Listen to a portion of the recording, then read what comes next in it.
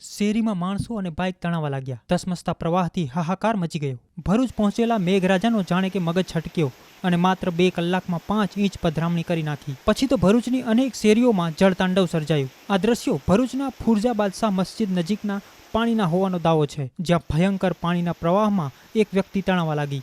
સદનસીબે બાજુમાં જ અન્ય એક સ્થાનિક હોવાથી તેને ખેંચીને બચાવવાના પ્રયાસ શરૂ કર્યા. જોઈ શકાય છે કે 2 લોકો જોર લગાવતા હોવા છતાં પાણીનો પ્રવાહ એટલો તાકાતવર છે કે તણાઈ રહેલી વ્યક્તિ માંડ માંડ ખેંચાઈ રહી છે. આ બજારમાં એક બાઇક પણ તણાતું જોવા મળ્યું. વિડીયોમાં બાઇકને કોઈ પકડો એવો અવાજ પણ સંભળાઈ રહ્યો છે.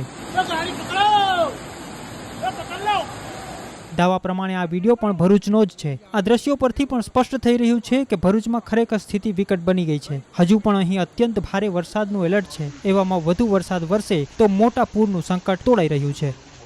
ભરૂચ શહેર અને જિલ્લામાં મેઘતાંડવથી હચમચાવી નાખે એવા દ્રશ્યો સર્જાયા. ચારે કોર જ્યાં જુઓ ત્યાં પાણીનો ભયાનક પ્રવાહ વહેતો થયો.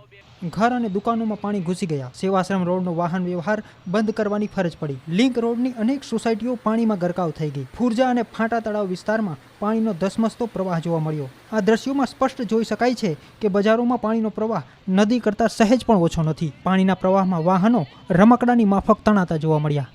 અત્યારે અમે ઝારેશ્વર વિસ્તારમાં ઊભા છે. ઝારેશ્વર વિસ્તારની પરિસ્થિતિ અત્યંત દયનીય છે, ખૂબ જ ખરાબ છે. કંપનીઓના જે એમ્પ્લોય છે તે છૂટી રહ્યા છે અને એ જ સમયે આજે વરસાદ પડી રહ્યો છે. આપણે વાત કરીશું અહીંયા સ્થાનિક સાથે શું પરિસ્થિતિ છે. અમારે સુંદરમમાં રહેવાનું છે.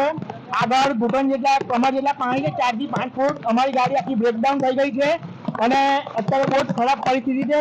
આગળથી રસ્તો પણ બંધ કર્યો નથી અને પબ્લિકને બધાના ઘરમાં પાણી જાય એવી પરિસ્થિતિ અહીંયા ઊભી થઈ ગઈ છે. આના માટે જવાબદાર કોણ? કેવી રીતે લોકો અટવાયા છે? શું પરિસ્થિતિ અવર જવર કેવી રહી છે? આગળ જતા અહીંયા સુધી 1.5 થી 2 ફૂટ પાણી છે. આગળ જતા 4 થી 5 ફૂટ જેટલું પાણી થઈ ગયેલું છે. ઓછામાં ઓછા 40 થી 50 એક્ટિવા બગડેલા છે. 5 થી 7 ગાડી રસ્તામાં બ્રેકડાઉન થયેલી છે અને આ વોલ જે બનાવેલી છે એ વોલના લીધે આ ગટરનું પાણી આગળ જતું નથી અને એના લીધે આખી આ સમગ્ર પરિસ્થિતિ ઊભી થયેલી છે. પરિસ્થિતિ એટલી ગંભીર છે. અહીંના જે વાહનો છે તે જઈ શકતા નથી. મોટી 4 વ્હીલર જેવા વાહનો પણ જઈ શકતા નથી. રસ્તા કમર સુધીના ડૂબી રહ્યા છે. જે વાહનો છે તે બંધ થઈ રહ્યા છે. ત્યાંથી પબ્લિક આવી રહી છે. ઝારેશ્વરથી આ જે હાઈવે તરફનો છે તે મુખ્ય રસ્તો છે.